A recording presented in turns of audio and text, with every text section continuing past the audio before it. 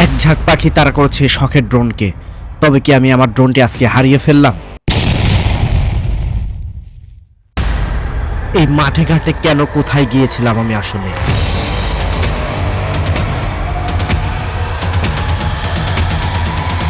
আর হাতে এই কালো ব্যাগটা আসলে কি কি আছে এই ব্যাগের মধ্যে?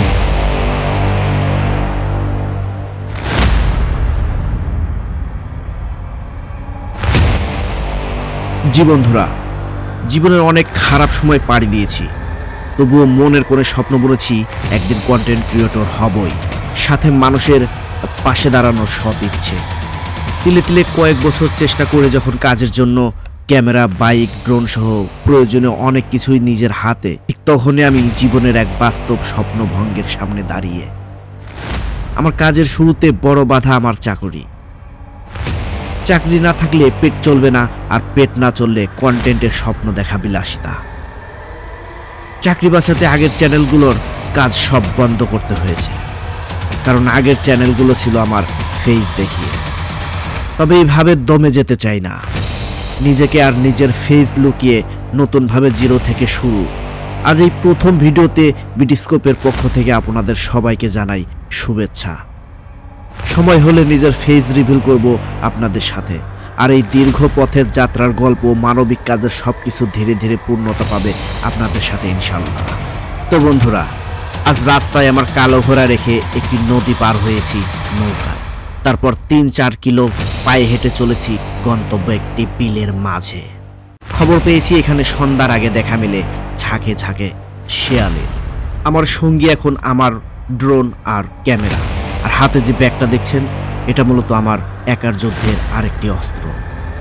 যেহেতু যুদ্ধে আমি একা, তাই আমার ক্যামেরাম্যান না থাকাটা স্বাভাবিক। জি, এটা একটি ক্যামেরা মাউন্ট, যেটা বুকে বা চিস্টে লাগিয়ে নিজের ক্যামেরাম্যান আমি নিজেই। শুরুতে কারো সাথে আসলেই কেউ থাকে না, তাই বলে শুরুটা থামিয়ে রাখলেই লস, কারণ এই শুরু আর কখনোই শুরুই হবে না। তাই নিজের স্বপ্ন পূরণে কেউ থাকুক আর না থাকুক, আপনার শুরুটা আপনি আজই শুরু করুন, এখনই শুরু করুন।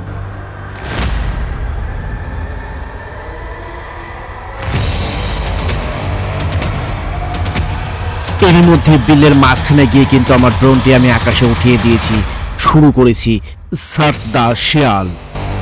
তো বন্ধুরা, আপনাদের কি মনে হয় শিয়ালের দেখা কি পাবো আজকে আমরা? ভিডিওতে দেখতে থাকুন আর খুঁজতে থাকুন শিয়াল দেখা যায় কিনা।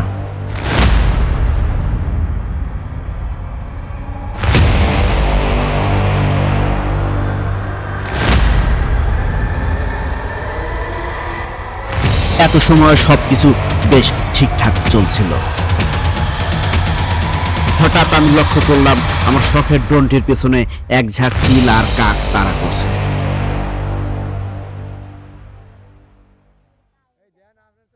আল্লাহ তাআলা হয়তো প্রথমবারের মতো বাঁচিয়ে দিয়েছেন, ড্রোনটি সেফলি আমি ল্যান্ড করাতে পেরেছি।